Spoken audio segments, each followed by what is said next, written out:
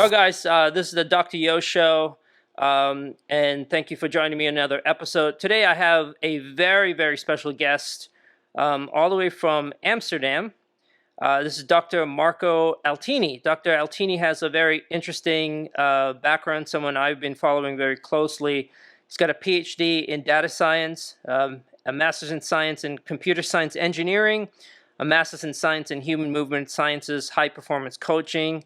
He's the founder of the app HRV for training.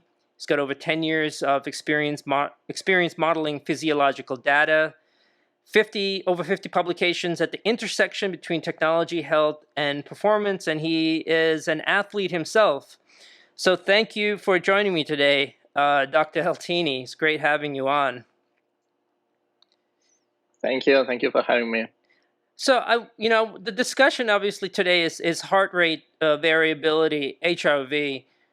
I just want, one of the things that I've realized is maybe in the last couple of years, and I'm sure you're probably aware, HRV training has been, a little bit more in the forefront with these Apple Watches and Garmin and a lot of other wearable devices having HRV.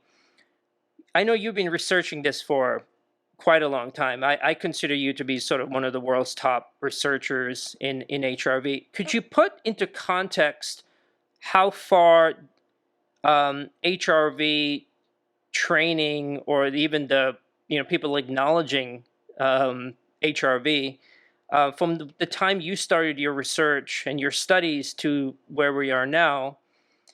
And then the second question, which would lead, so that the leading question is, what is heart rate variability? Maybe that should be the first question I should have asked you, because there's a lot of information. There's a lot of people talking about it, but I feel like it's very poorly understood. Yeah, true. I think this starts, from many misconceptions that we have, and a bit of inconsistency also, in terms of research and devices available. But, we can try to frame it in a way that is more useful to people. And, the basic physiological principles have been the same for the past, 50 years of research. Nothing has really changed. What has changed is, of course, our ability to measure in easier ways these parameters, with consumer gadgets and apps, things like HRV for training that don't require any sensor, or the Apple Watch, and everything that has been brought to the market in the past few years. So what is HRV? HRV refers simply to the bit-to-bit variability in heart rate, and that basically goes back to the point of the autonomic nervous system and how our body is regulated when we face stresses. So as we try to maintain a state of balance, which is required for optimal functioning, in health and performance, we respond to various stressors. For example, once we face some stronger form of stress, our parasympathetic system, the part of the autonomic nervous system in charge of rest and relaxation and recovery, is, for example, suppressed, and that has an influence on heart rate modulation. So this loops back into HRV, because basically by measuring heart rate variability or heart rate modulation, we can get insights into the autonomic nervous system, so into these processes that are happening in the body as we face stress. So that's where it starts, right? So we measure heart rate variability as a non-invasive proxy to stress, and that's relevant because it really is independent of the type of stressor, right? So if we have training-related stressors or psychological stressors, that's why there is so much research in different fields, all using HRV metrics, because it's just a global overall marker of stress. So that's, I would say, it's a bit of the first step to understand why we are even talking about this. It's because it's a useful marker of stress, and understanding how we respond to stressors can help us making small changes and balance things better in training and in lifestyle and health, so that we can perform better or simply be healthier or more balanced. So that's I would say a bit the starting point. And then in terms of the second question, the technology, well, again, there we have so much choice these days, but I think what really matters the most is even maybe to talk a little a bit about the protocol or how you should collect data, right? Because we said, okay, HRV is related to how we respond to stressors, but then, pretty much anything is a stressor for the autonomic nervous system. There's even having coffee or any stimulant would have, reduce your HRV for a short period of time. That's a transitory stressor. And that's maybe something we don't really care about. What we want to assess is more like your baseline physiological stress. And that's something that is done best when we measure our HRV first thing in the morning. That's why, with our work and with our app and also with our research, we always try to stress this a lot, the importance of the morning routine. Take your measurement as soon as you wake up so that your data is not affected by all other confounding factors. So that's always, a good starting point to start collecting data. And similarly, the individuality of these data points. So it's really important that you don't really look at other people or compare with, your friends or things like that. HRV is really about stress and it's about your own response. And, so the best way to make use of this data is waking up, measuring every morning, and then doing that, for a couple of days, couple of weeks, and then start to look at how your data is trending with respect to various stresses. So it's interesting you bring up the measurements. One of the things that people look at, I think we're conditioned by the Apple Watch and Fitbit and those wearables that are, because they're just really commercialized and big markets that have all over the world. I think there's a lot of people are looking at solitary values, and as a physician, I do not believe that solitary values are really going to give us any sort of clinical insight or really paint the picture. And that was one of the things. Can you just talk a little bit about the HRV? Because you mentioned about sort of collecting data over a couple of days and weeks. Why isn't for people that don't know much about HRV and they just look at this number on their app or their watch, why doesn't it really tell us or sort of telegraph a message to us? Why does it need to be collected over a couple of days or weeks for us to get that sort of message or to be able to trend and track an athlete?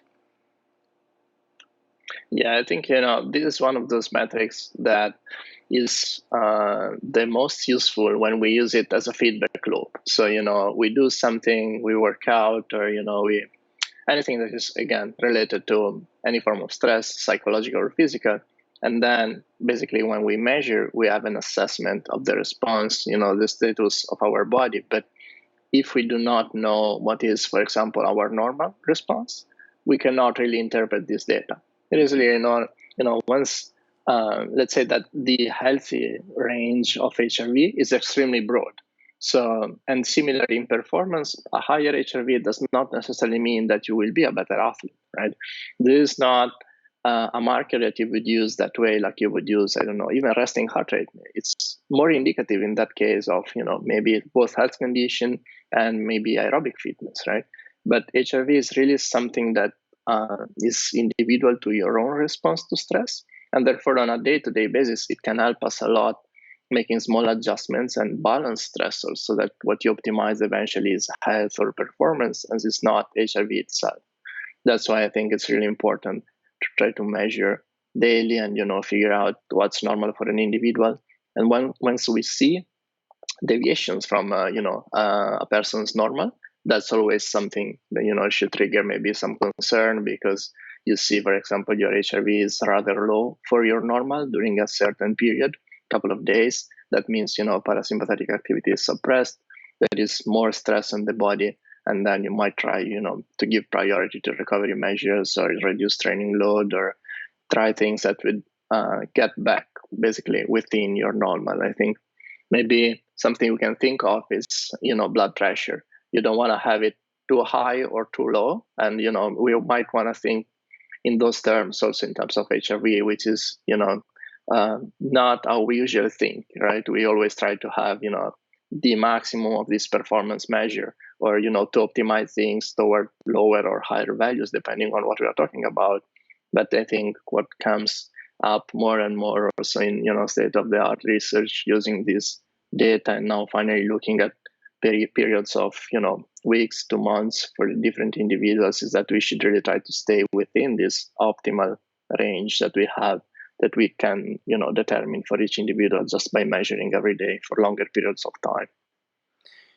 It's really interesting that you bring about. I like your analogy about or you talking about the blood pressure, because HRV, it's not as simple as saying, well, a high HRV is good and a low HRV is bad. I think people want to, again, focus on solitary values or simplify. I always say that HRV is easy to measure, very hard to interpret, and I think that interpretation makes it I think it poses challenges in developing actionable plans for an athlete, or if we're dealing with a client that's working out.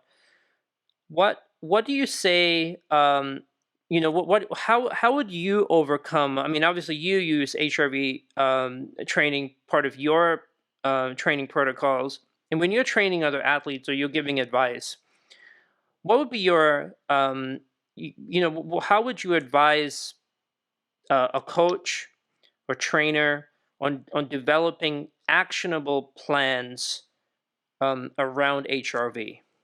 From what I've seen in the few years in terms of research on HRV guided training. So, HRV guided training means basically that you actually work on these protocols where, you have, for example, two groups. One would have standard periodization, periods of load, deload, and then you do, for example, in sports. And then you would have a group that does exactly the same, but where you implement some changes based on their HRV, so their physiological response to the training block.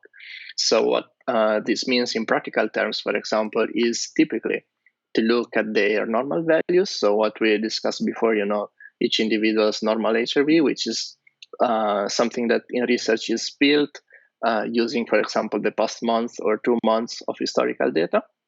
And then they look at the baseline, so the past 7 days moving average. So basically, this gives you, 2 frames of reference. You have the longer term normal values, which is what is normal for an individual, and they have their trend in the past week, which is the baseline. So you already abstract a little from the daily values, because if you've used this data, there is much day-to-day variability. That's normal. Heart rate will be very similar on different days, but heart rate variability can be, again, a bit more different, have more variability, which makes it a bit more difficult also to use the data. But if you use this approach, again, you use longer time periods to determine what is normal for a person, the baseline to determine the recent trend, and then you look at how the baseline is going with respect to the normal values. For example, say your baseline is trending below the normal values. It means that for a couple of days you had significant stress, your values were quite low. So what you do in that case is, for example, to scale down the intensity. So there were studies recently, both in runners and cyclists of different levels, in which they would use this protocol. And for example, if you had a hard session and your baseline was below normal values, you would do an average session or an easy session, right? So you don't have necessarily to rest, but the intensity is probably the key component here. You don't want to push the intensity too much. About this, that eventually they could show that the group that used training performed better. So this protocol was such that they did less high intensity work, because sometimes they had their physiology being suppressed, but they still performed better in performance testing at the end of the study, 8 to 12 weeks since the beginning. So that tells you that, okay, standard periodization is of course important, but everybody responds differently to different blocks, and adding that layer of individual and personalized training, even if it costs, so to speak, some high intensity sessions that need to be skipped, still would be timing eventually matters. That's what we can get from these studies, and I think insight also for coaches working with athletes. So Marco, just to recap, so what you're saying from this study, HRV, the group that was doing HRV training, even though there were some days that they scaled down or maybe not even trained that day, they performed better than the control group, or the group that was not using heart rate variability. Is that correct? Exactly. Yeah, correct. And what metrics were they looking to measure performance? So in the runner studies, I think it was a 10K time trial. So, it would be a simulated race. In the cycling studies, I think they looked at various metrics related to power output during different tests in the lab. So that's very interesting. So when do you look at the trend? So now, okay, I have an athlete. I got, let's say, the 7-day rolling, or even I've got a 30-day, measurements. At what point? Let's say today I'm just going to throw out a number. Their heart rate variability is 54. Their baseline is, let's say, 55. Tomorrow they measure it, it's 40. Do I make an actionable plan tomorrow? Do I see a trend like 2-3 days, and then I say, okay, let's do something? When is that? When do you think is that time period to say, okay, we're going to scale down, or we're not going to train today? Yeah, I think it really depends on the athlete. By looking at the data, you might have athletes that sometimes they have lower values and affect them much. Things bounce back very quickly, maybe the day after. While you have situations in which you have 1, 2, 3 days with these values, and maybe there is something going on. There might be any stressors that are not linked to training. So sometimes this can just be a tool that you use to start a conversation with the athlete, right? Because it might be something not training related. You see something is off. I would say in general, again, always start with several weeks or even months just of data collection without implementing changes, so that you see how an individual responds to various stressors. You will see how they go through different training blocks, if they travel or if anything else brings up stressors. Once you've measured for several weeks or even months, then you get to understand a bit better how an individual responds to various stressors. Like I'll just give you another example. For this year, I worked with the Dutch Triathlon Federation here in the Netherlands, and they had an altitude camp. Right, these are professional athletes, and they went to an altitude camp for 3 weeks. And not everybody responds in the same way to the altitude stimulus, right? So you have certain physiological changes that you expect. But some people might adapt faster or better. Some might not adapt or might need more time at altitude to see the changes. So in these weeks, we could see clearly in the physiological data, for example, differences between the athletes that could adapt to the stimulus, so that at the end of the camp, for example, their heart rate during exercise was the same levels that they had before the camp at sea level, while other athletes, had still high heart rate at a certain intensity at the end of the camp, because they did not adapt in the same way to the stimulus, and their HRV data in the first few days of the camp would already be indicative of which athletes would adapt and which ones would not, because you would see, for example, a greater increase in resting heart rate, or a greater suppression in HRV, or more day-to-day variability. This parameter, the coefficient of variation, is another parameter that is often used in research. And normally when it's higher, it means that there are more issues in adapting to the stimulus, because and once we had these athletes at the camp, we could capture the ones that would adapt or not adapt just based on, for example, the coefficient of variation the first week, or the resting heart rate the first week. Would be very different between the two groups, the ones that eventually would adapt and the ones that would not. So again, it's really individual, but it is informative of training responses and responses in general to other stress. So in this case, training could be constant, right, in between before the camp and during the camp. But what changes is the environment, right? You are at altitude, so there is a new stressor, and then you can use the tool to capture these responses of each different individual, and again learn from that, right? The first time you might just want to observe the changes that you have, and then the second time, if you have a similar trend and you know what's coming, then you could try to implement changes again. It's interesting you bring up about the stressors. It puts a lot of, I guess, stress, a lot of responsibility on the coach or the trainer or the physician to then identify, or even also the athlete, what that stress is, because the stress could come from a lack of sleep, overtraining, personal problems, anxiety before a big fight or a meet or like a game. So how do you approach that, as a coach, to identify, or even on an athlete basis? How do they, that's obviously going to be some self-reflection to be like really identify where that stress is, because stress can be it's a wide, it could be so many different factors. So what's your approach in sort of, if you have an athlete, the HRV is trending down, how do what's your approach? Yeah, true. I think, here what matters really the most is context, right? So what we always say, this is a great marker because it's an objective measurement of stress, and it tracks how your physiology is changing, but it's just one side of it, right? So it's not having a conversation with the athlete or trying to understand, when you go beyond the most obvious ones. Again, always sleep, right? That's one of the most important. Or is there anything else that is bothering you?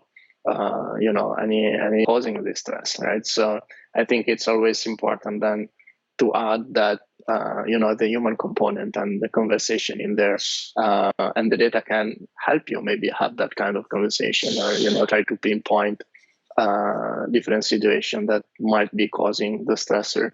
But these metrics, I think it's really key that context is collected. That's why also in the app, for example, we track.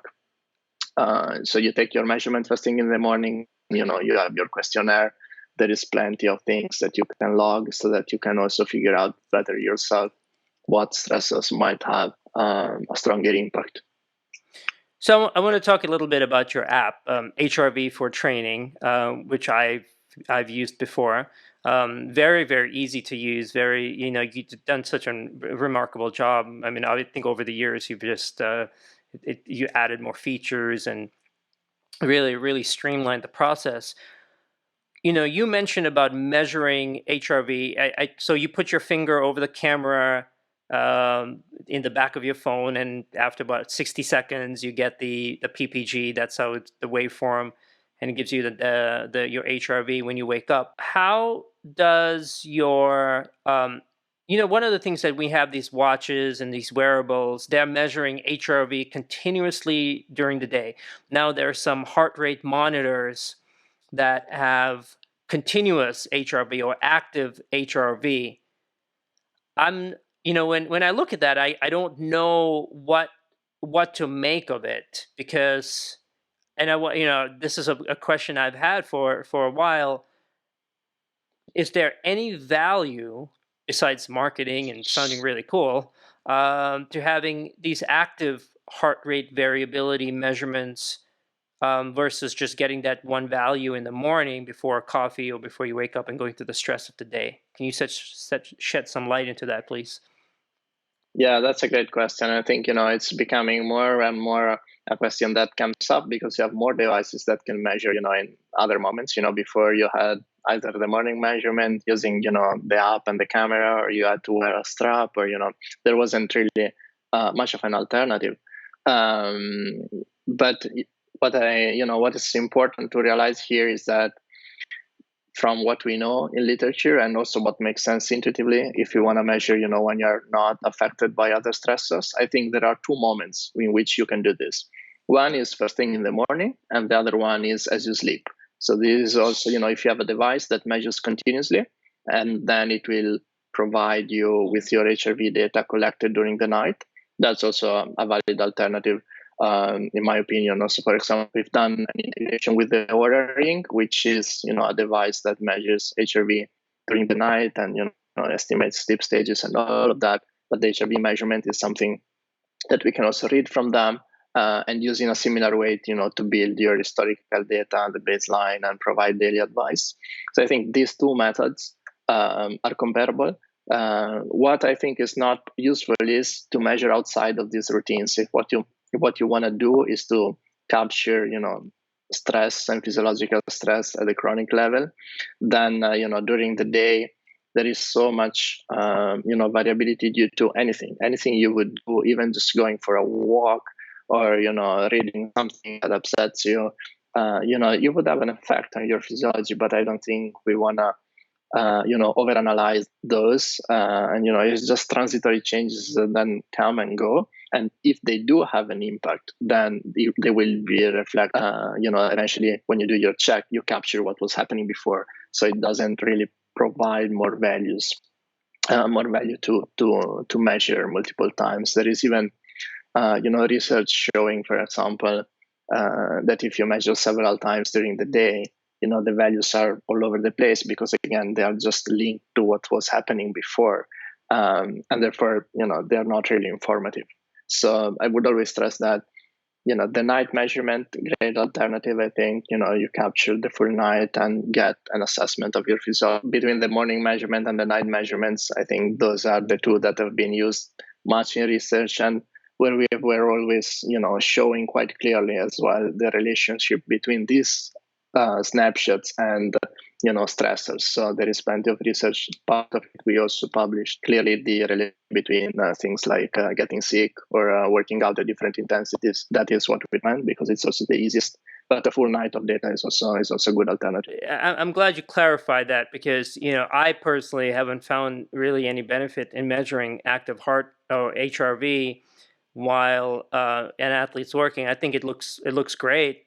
You got active heart rate, and you got another metric here, but it's one of those things that just because you can measure something doesn't necessarily mean it's going to be useful. It's about making actionable plans. And two, just because you measure something doesn't mean it's accurate. So, one of the things we know that when someone is exercising, their sympathetics are high, so you're going to assume their HRV is going to be, going to be decreased. But it's one of those things, like I've done some sort of testing on some athletes, and it's not like the HRV just bounces back up. I think some people have this misunderstanding. They look at it like the heart rate. So they say, okay, when I'm exercising, the heart rate variability goes down, but during this rest period, it's going to come right back up. And that's not necessarily the case. And what I'm also finding is I've tested athletes after their workouts, put them on a zero gravity chair and compression pants, put them through cryotherapy, and it's not like there is a drastic increase or a normalization of the HRV. So, I started to question the sort of the application purpose of having, or what sort of clinical action I would have with the active heart rate variability data, rather than just, I guess, maybe the cool factor or the wow factor, which I guess the realistic thing is we're dealing with the commercialization of fitness and exercise. So this is another metric that I guess it's the same thing like those VO2 max that you can measure with your watch. Like, I get so many people asking me about that, and I go, well, I mean, it's giving you a number. What it's not. We all know there's a lot of error, and not as accurate as actually getting on the treadmill and doing that test. So do you see more accuracy with nocturnal heart rate variability versus daytime? Is there, because a lot of the literature has been that morning measurement. Then now a lot of these devices, you can get that nocturnal HRV over an 8-10 hour period. They're doing, they do trends and all of these things. Is there, is one better than the other? A couple of things here. One thing is that it's really important to get the whole night of data. For example, you mentioned earlier the Apple Watch. The Apple Watch is right now, for example, recording some random data points sometimes during the night, right? And you can find them in the health app. And I think that's unfortunately of very little use. The Apple Watch, which provides some sporadic measurements during the night, I think at that point is not really useful, because you could be in different sleep stages, and that affects the data, because the autonomic activity changes based on which stage you're at. So at that point, it's better to take a morning measurement with Apple Watch, which is something you can do with the Breathe app, more than to use the night data. If you use the full night of data, it's a valid measurement. I wouldn't say it's better or worse. It's different though, because for example, if you work out in the evening, that will require a certain period in which you go through this transitory phase in which your HRV goes back to normal. So it could be that your average of the night is lower, even though in the morning you are perfectly fine. So there can be differences based on, for example, when you work out, or if there are other stressors, because simply you capture also an earlier period in the night, not only the result in the morning. But again, I think, if you have a quite, consistent routine and you measure, with one method or the other over time, you will see similar trends in response to the larger stressors. So, I would feel comfortable recommending both methods as long as they are validated. There is so many different devices and very few of them are actually validated for HRV. Many can capture heart rate correctly. That's much simpler. But, HRV is a bit more complex. So I would just make sure that, there's validations showing that what is measured is, reliably HRV, as, we did in our studies. And then, you can start from there and start building some historical data with one method or the other. And just to clarify what that validation means, now your app is clinically validated. My understanding is really the gold standard is an EKG, but no one can strap on an EKG and walk around. It's just it's not very practical. So apps like yours and a lot of these other devices, they're using photo light of PPG, photoplethysmography, to capture the waveform. And so really when you're validating, you're trying to see if the algorithms you're using for that pulse light is, how close of it is to an EKG. Is that correct? Exactly. Yeah, exactly. So, in these studies, we looked at a very broad range, I think, between 10 milliseconds to up to 300 for people with extremely high RMSSD, which is, a common feature used in HRV analysis representative of parasympathetic activity. So we compared the camera version with the ECG and also chest straps. So that in the process, we also validated the polar chest straps, which are also as accurate. So all the methods were equivalent at the end of the day. So, they can be used reliably. And, sometimes then let's say that it's not easy to understand that some sensors cannot do it, even if you can do it with a phone. It's just that, the technology needs to be developed for that purpose. And sometimes these sensors are developed mostly for heart rate. And they employ, different techniques to make sure that while you exercise and move a lot, your heart rate is still reliable. But those techniques normally make it unusable, the data for HRV analysis. And, all these devices that use optical measurements, they can be really good if you use them when you do not move at rest. And that's why I also recommend, measuring either first thing in the morning when you're just lying down and, you're not moving, of course, or using night data, from an Oura Ring or another device that uses PPG, because, again, you're sleeping. So, you're not moving, and that's most likely accurate data.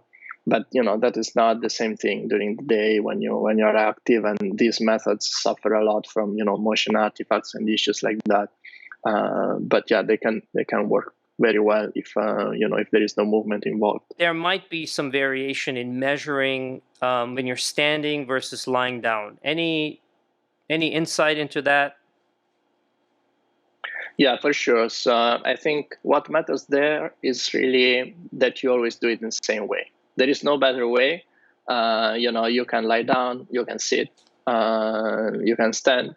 I think it's all good methods, but you should do it in the same way every day, because if you are in a different body position, for example, you're standing, then your sympathetic system might be just slightly more active, right? So it doesn't make sense to do it that way one day and then another day to lie down. If you do it every day, then you can stand, you can sit. I recommend just lying down because it's simpler. You're already in bed, grab your phone, take the measurement. It's a bit easier. If you stand up also, you would need to be patient at least 30 seconds, a minute for, your body to stabilize, because otherwise you're just measuring the effect of standing up, which is not really what you want to measure. Yeah, that's really interesting. Yeah, I find the morning measurements to be much easier because there's less on my mind. Just grab your phone or whatever device you have you're using.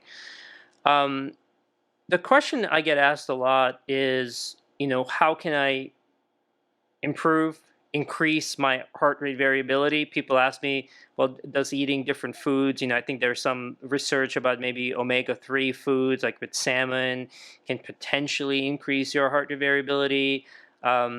What it's a very I don't know if it's a trainable metric, because you are dealing with we're dealing with not only the cardiac system but also your autonomic, your nervous system. So you're dealing with two large systems here, and people think like, okay, I eat a little bit better in like 2-3 weeks, I can get my heart rate variability. Again, and like you said, it's not something you can compare with someone else. Like mine could be 50 or 60, yours could be 80.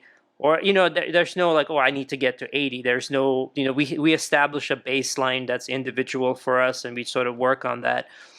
But is there anything that can improve someone's HRV or that baseline? Yeah, I think that's a great question, and a very difficult one to answer. It's very individual, I think, and I wouldn't think there are any hacks or tricks you can easily implement to change I would say your autonomic activity at that level. Especially if you consider people that are already healthy or health conscious or athletes.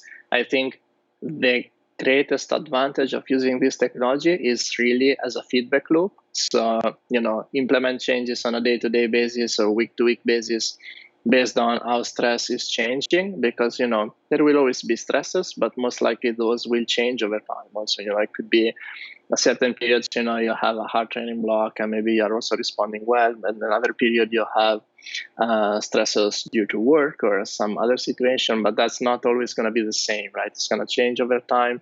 Your response is going to change. And, if you prioritize, good sleep and healthy diet and all of that, I think you already position yourself in a good place. And, longer term changes, I think they are possible. Like, we have people reporting all sorts of changes based on things they might try or not try, or just getting, healthier, losing weight, macro changes in your body, of course, might have a change also in your physiology at that level. But yeah, in general, I would say difficult to say. It depends on the individual and, on your history and your health and many of these factors. And for me, the most important bit is always to try to use it as a feedback loop so that you don't overload the body, and can keep things more in balance and more in check.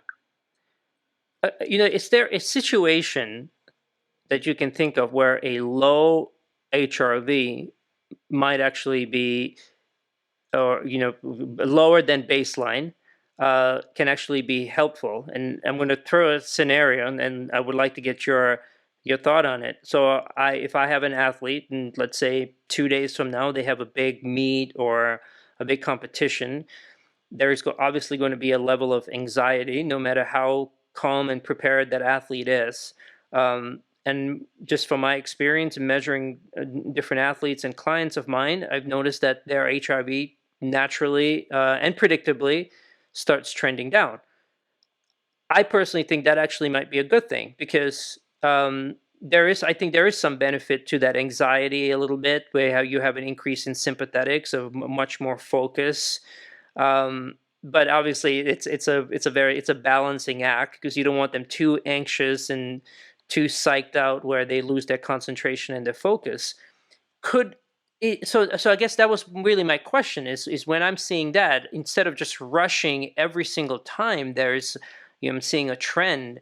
Oh, that athlete has anxiety. They're going to have really, their performance is going to be affected by this, and I have to make some interventions. Could you see a scenario where, like I said, or maybe some other examples where maybe a low HRV, where you have the high sympathetic tone, less variability, can be beneficial? Yeah, I think exactly in this case that you mentioned, it's game day, race day, anything like that. different individuals can have different responses. There are people that, you don't see that in their physiology, others that are consistently suppressed every time that there is one of these situations. And this does not mean absolutely that they cannot perform, of course, right? So on the contrary, there might be some anxiety or even just some excitement. And normally, I think those data points might be, useful for later analysis, or retrospectively looking at how a different person responds those days. But I don't think they are necessarily anything to worry about. I would think during the preparation phase, the planning, the training, the periodization, then there you want to make adjustments and optimize the process so that you get to the end with everything that went smoothly, and again HRV within normal values and everything was balanced correctly. Hard stimulus at the right time, all of that. But then when it's the last days, I think it becomes potentially also, I would say, a bit less useful, because it's normal that you have that kind of response, and you don't necessarily want to see higher values or anything like that, unless you see that an athlete in that situation then underperforms maybe consistently. You see a couple of times maybe very low values for those days, and then always very low performance. So then maybe you could try in those situations to see if there is something you can do to avoid that there is such a large suppression of the parasympathetic system, and given the fact that it leads to a poor outcome. But if it does not lead to a poor outcome, then during that period I would not worry much about the lower values. So any new exciting research that you're involved with that you would like to share with me and the rest of my community? In the context of exactly these kind of situations, or as you mentioned earlier, potential ways to improve or train your parasympathetic system and increase your HRV, something we've been looking at is biofeedback, and HRV biofeedback, which is basically nothing more than a breathing exercise, deep breathing exercise, which, if you do for long enough, should basically strengthen your parasympathetic system and also help you, handle these situations both at an acute level, maybe if you do the sessions when you're really suppressed, but also potentially in changing your chronic physiological level if you do it consistently, for several weeks or months. I think this, for athletes especially that are, already tend to have higher values, I think it's up for debate if the practice will have changes at the chronic level. I think it's a fascinating area, again, at the intersection between, physiology and psychological changes and self-regulation. And we've been building another tool, which is called HRV for biofeedback, which is, basically another app that allows you to do these exercises. And those, you can do anytime. Of course, it's not about the morning routine anymore, because you just don't want to simply assess physiology, but you're trying to, train your parasympathetic system. And, it guides you through those exercises. And we'll have to see if, the practice leads to changes at the chronic level as well. And talking quickly about your app, HRV for Training, it's integrated. I know you just brought up the Aura Ring. Any other devices that your app is sort of integrated and can talk to? So apart from the camera measurement, we work with all Bluetooth sensors, even though we recommend typically Polar straps or the Scotch Rhythm 24, which is, as far as I know, the only Bluetooth sensor, which is an optical sensor and not a chest strap, that provides accurate bit-to-bit data. And then you can measure using the Apple Watch via the Breathe app, again, first thing in the morning. So I would say those are the main methods to get your data, or the ordering during the night. Yeah. And what about Whoop and BioStrap? These are the companies that people have been using the HRV feature for. Yeah, at this stage, we don't integrate with these other companies. I'm not sure if they have APIs. We are always open, of course, to integrate other devices, provided that they are validated and then they could provide useful data to the user. All right, very, very exciting.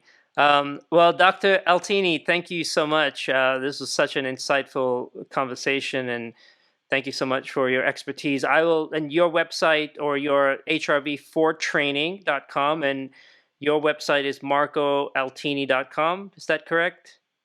Yeah, perfect. All right, so I'll put a link to that. If anyone wants to reach out to you, and I always closely follow your blog and your research over the last several years, and I've learned so much. So I'm very grateful for your time today, and I hope we can talk again in the future about more of your research. For sure. Thanks a lot, and thank you again for having me today. Yeah, thank you Ciao. so much.